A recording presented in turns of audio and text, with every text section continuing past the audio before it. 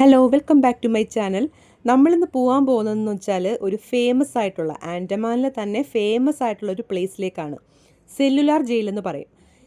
നമ്മൾ ഈ ആൻഡമാനിൽ എത്തിക്കഴിഞ്ഞാൽ നമ്മൾ ഉറപ്പായിട്ടും കണ്ടിരിക്കേണ്ട ഒരു സ്ഥലമാണ് ഈ സെല്ലുലാർ ജയിൽ എന്ന് പറയുന്നത്. ഇത് കറക്റ്റ് നമ്മൾ താമസിക്കുന്ന സ്ഥലത്തുനിന്ന് ഒരു അരമണിക്കൂർ ദൂരമേ ഉള്ളൂ ഈ ഒരു സെല്ലുലാർ ജയിലിലേക്ക് പോകുന്ന സ്ഥലം എന്ന് പറയുന്നത്.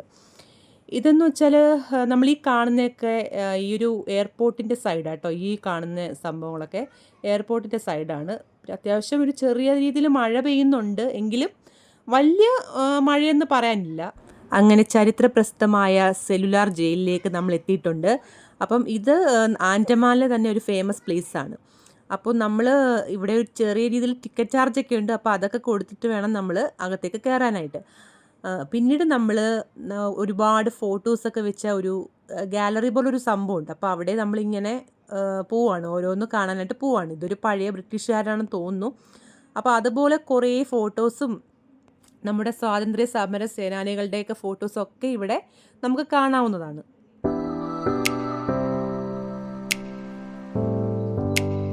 ഇതാണ് സെല്ലുലാർ ജയിലിൻ്റെ ഒരു ഫുൾ മോഡൽ എന്ന് പറയുന്നത്. അപ്പോൾ അതൊക്കെ ഇവിടെ ഈ ആർട്ട് ഗാലറിയിൽ നമുക്ക് കാണാൻ കഴിയും. പിന്നീട് നേരെ നമ്മൾ ജയിലിലേക്ക് പോവാണ്. ഇതാണ് ഫുള്ള് വ്യൂ എന്ന് പറയുന്നത് ജയിലിൻ്റെ ഫസ്റ്റ് പോർഷൻ. പിന്നീട് നമ്മൾ നേരെ അവിടെ ഒരു സ്മാരകം പോലെ പണിഞ്ഞിട്ടുണ്ട്. പിന്നെ ഈ കാണുന്നതൊക്കെ നൈറ്റ് ഷോ നടക്കുന്ന ഒരു സംഭവമാണ്. ഇവിടെ 6:30 കഴിഞ്ഞാൽ നൈറ്റ് ഷോ നടക്കും. എന്ന് വെച്ചാൽ പണ്ടത്തെ കാര്യങ്ങളൊക്കെ പറയുന്ന ലൈറ്റ് വെച്ചിട്ട് ചെയ്യുന്ന ഒരു നൈറ്റ് ഷോ ഉണ്ട്. അപ്പോൾ അത് അത്യാവശ്യം നല്ലതാണ് കാണാൻ. പക്ഷെ നമ്മൾ അതിനൊന്നും നിൽക്കത്തില്ല, ടൈമില്ല. അപ്പോൾ അതുകൊണ്ട് നമ്മൾ നമ്മൾ രാവിലെ വന്നുകൊണ്ട് തന്നെ നമുക്ക് അത്രയും നേരം നിൽക്കാൻ പറ്റത്തില്ല. പിന്നീട് നമ്മൾ ഈ ഒരു സ്മാരകം, അതൊരു സ്മാരകം കേട്ടോ. അപ്പം ഇവിടേക്ക് വന്നിട്ട് കുറേ ഫോട്ടോസൊക്കെ എടുത്തിട്ട് നമ്മൾ തിരിച്ച് നേരെ പോവാണ്. പിന്നീട് നമ്മൾ ഉള്ളിലേക്ക് പോവാണ്. അവിടെ ഒരു സെക്യൂരിറ്റി നിന്ന് എന്തൊക്കെയോ പറയുന്നുണ്ട്.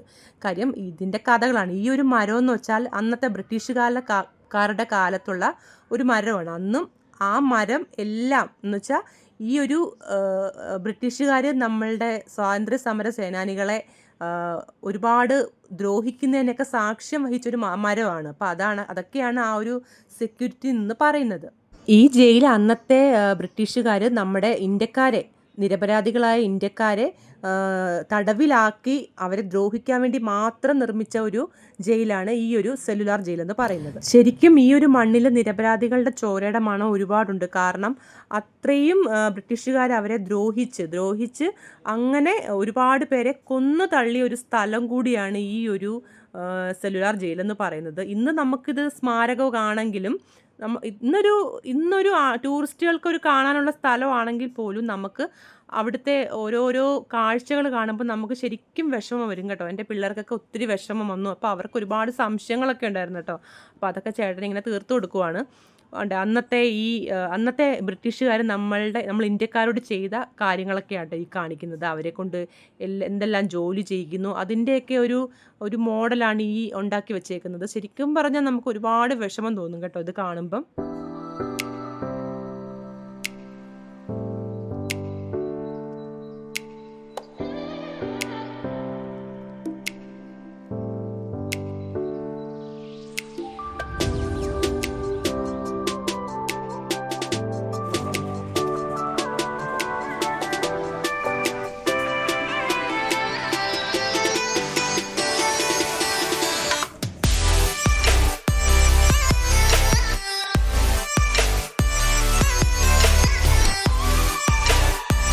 ഈ ഒരു സ്ഥലമില്ലേ, ഇതെന്ന് വെച്ചാൽ ബ്രിട്ടീഷുകാർ നമ്മൾ ഇന്ത്യക്കാരെ തൂക്കിക്കൊല്ലാനായിട്ട് തൂക്കിക്കൊന്നുകൊണ്ടിരുന്ന ഒരു സ്ഥലമാണ്. ഈ 3 കയറിൽ ആയിട്ടാണ് നിരപരാധികളെ അവർ തൂക്കിക്കൊന്നുകൊണ്ടിരുന്നത്. ശരിക്കും പറഞ്ഞാൽ ഒരുപാട് പേരുടെ ജീവൻ പൊലിഞ്ഞ ഒരു സ്ഥലമാട്ടോ ഈ ഒരു സ്ഥലം എന്ന് പറയുന്നത്. പിന്നീട് തൂക്കിക്കൊന്നു കഴിഞ്ഞിട്ട് അവരുടെ ബോഡി വന്ന് വീഴുന്ന ഒരു നിലവറ എന്ന് പറയാൻ പറ്റത്തില്ല, ഒരു ചെറിയൊരു ഇരുട്ട് മുറി. അപ്പോൾ താഴോട്ട് ഇറങ്ങി ചെല്ലുമ്പോൾ അത് നമുക്ക് കാണാനായിട്ട് സാധിക്കും. ശരിക്കും പറഞ്ഞാൽ നമുക്ക് പേടിയല്ല നമുക്ക് അവിടെ അപ്പോൾ ഫീൽ ചെയ്യുന്നത്. സാധാരണ ഇങ്ങനെയുള്ള സ്ഥലങ്ങളിലൊക്കെ പോകുമ്പോൾ നമുക്ക് പേടിയല്ലേ തോന്നുന്നത്. പക്ഷേ എനിക്ക് ഫീൽ ചെയ്തതെന്ന് വെച്ചാൽ ഒരുപാട് പേരുടെ ജീവൻ പോയ ഒരു സ്ഥലമല്ലേ. അപ്പോൾ അതൊക്കെ ഓർക്കുമ്പോൾ ഒരുപാട് വിഷമം തോന്നി കേട്ടോ. ശരിക്കും പറഞ്ഞാൽ അങ്ങനെ പിള്ളേരെ അതൊക്കെ കാണിക്കുവാണ് കേട്ടോ. പിള്ളേർക്ക് ഇതൊക്കെ ഒരു ഫസ്റ്റ് എക്സ്പീരിയൻസ് ആണ്, ഇതിങ്ങനത്തെ സ്ഥലമൊക്കെ കാണുന്നത്. നമ്മൾ സിനിമയിൽ കണ്ടിട്ടുണ്ട്, പക്ഷേ നേരിട്ട് ഫസ്റ്റ് ടൈമാണ് ഇങ്ങനെ പിള്ളേരൊക്കെ എക്സ്പീരിയൻസ് ചെയ്യുന്നത്. പിന്നീട് നമ്മൾ ജയിലിനകത്തേക്ക് പോവാണ്. അവിടെ ഒരുപാട് സെല്ലുകളുണ്ട് കേട്ടോ കാണാനായിട്ട്. അപ്പോൾ ഒരുപാട് ടൂറിസ്റ്റുകൾ വന്ന് ഫോട്ടോസൊക്കെ എടുക്കുന്നുണ്ട്. ഓരോ സെല്ല് കയറിലും ഫോട്ടോസൊക്കെ എടുക്കുന്നുണ്ട്. അപ്പം നമ്മളും എല്ലാം കാണാനായിട്ട് പോവാണ്. ഇതിൽ 3 നിലയാണ് ഈ ഒരു സെല്ലുലാർ ജയിലെന്ന് പറയുന്നത്. ഇത് ഫസ്റ്റ് നിലയാണ്. പിന്നെ നമ്മൾ 2ാമത്തെ നിലയിലേക്ക് പോവാണ്. അത്യാവശ്യം നടക്കാനുണ്ട് കേട്ടോ. നടക്കാനും ഒരുപാട് ഫോട്ടോ എടുക്കാനുള്ള സ്ഥലങ്ങളൊക്കെ ഉണ്ട്. അങ്ങനെ ഓരോ സെല്ലും നമ്മൾ നോക്കി നോക്കി പോവാണ്.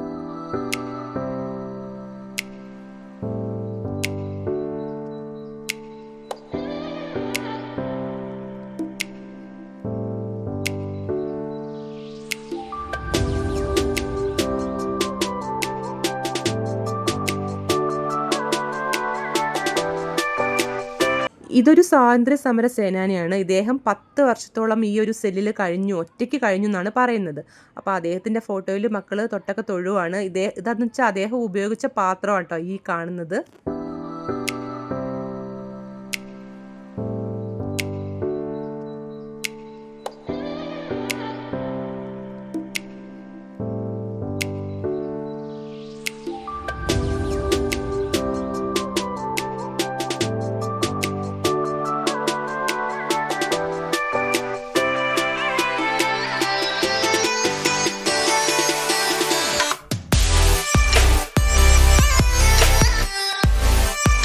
പിന്നീട് നമ്മൾ ഇവിടുത്തെ ടോപ്പ് പോയിന്റിലേക്ക് പോവുകയാണ്. ഏറ്റവും മുകൾ ഭാഗം. അവിടെ നിന്ന് ഫുൾ വ്യൂ നമുക്ക് കാണാനായിട്ട് സാധിക്കും.